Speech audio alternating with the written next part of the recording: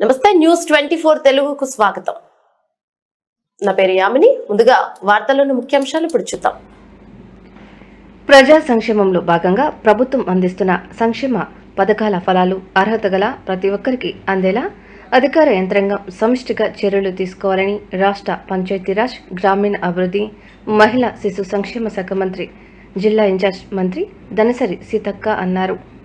మంచిర్యాల జిల్లా నస్పూర్లో గల సమీకృత జిల్లా కార్యాలయ భవన సమావేశ మందిరంలో మంచిర్యాల, కొమరంభీం, ఆసిఫాబాద్, ఆదిలాబాద్, నిర్మల్ జిల్లాల కలెక్టర్లు కుమార్ దీపక్, వెంకటేష్ ధోత్రే, రాజశ్రీష, అభిలాష అభినవ్, సమగ్ర గిరిజన అభివృద్ధి సంస్థ ఉట్నూర్ ప్రాజెక్టు అధికారి ఖుష్బూ గుప్తా, శాసన మండలి సభ్యులు మల్కా కుమ్రయ్య, దండే విఠల్, మంచిర్యాల, బెల్లంపల్లి, ముదోల్ నియోజకవర్గాల శాసనసభ్యులు కొక్కిరాల ప్రేమసాగర్ రావు తదితరులతో కలిసి సమీక్ష సమావేశం నిర్వహించారు.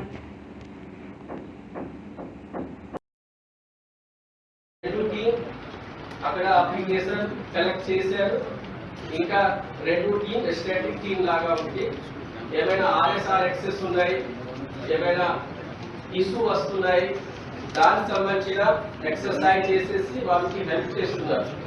సో టోటల్ 28 మెంబర్స్ కి పెట్టడం జరిగింది. దాంతో పాటు ఫారెస్ట్ రెవెన్యూ డిస్ప్యూట్ ని సార్ట్ అవుట్ చేయడానికి స్పెషల్ సర్వే టీమ్ అక్కడ సర్వే చేస్తున్నారు.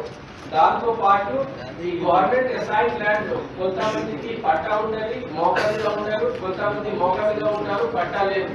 అట్లా ఉన్న వాళ్ళకి సార్ట్ అవుట్ చేయడానికి ఇంకా 6 టీమ్ ఫార్మ్ చేయడం జరిగింది. దాని నివేదిక మనము ప్రిపేర్ చేసేసి రాష్ట్ర ప్రభుత్వానికి పంపిస్తాము.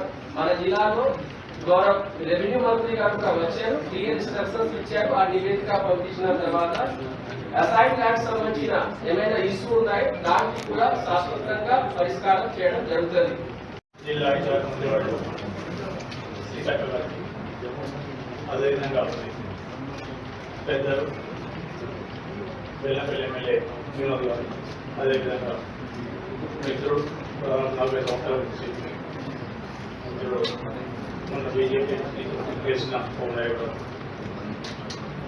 అదేవిధంగా స్థానిక లోకల్ బాడీ స్వీసర్లో మిత్రుడు మదోల్ ఎమ్మెల్యే రామారావు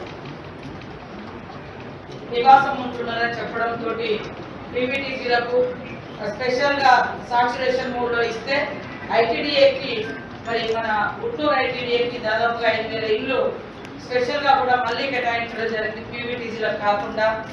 సో వాటితో పాటు ఇవన్నీ సోలార్ కూడా ఇప్పుడు పోడు భూములలో ఆగ్రేఫాన్ పట్టాలను కూడా సోలార్ విద్యుత్తును కూడా ఏర్పాటు చేసి మరి పోడు భూములను బీడు భూములుగా ఉండకుండా కల్టివేషన్ చేయాలన్నటువంటి లక్ష్యంతో 12,600 కోట్ల రూపాయలను కూడా సీఎం గారు, డిప్యూటీ సీఎం గారు మరి అత్యంత ఘనంగా అచ్చంపేట అటవీ ప్రాంతంలో ప్రారంభించి దాన్ని మన ఆదిలాబాద్, మన వరంగల్, ఖమ్మం ఇలాంటి మారుమూల పోడు భూములు ఉన్నటువంటి ప్రాంతాల్లో కూడా విస్తరించి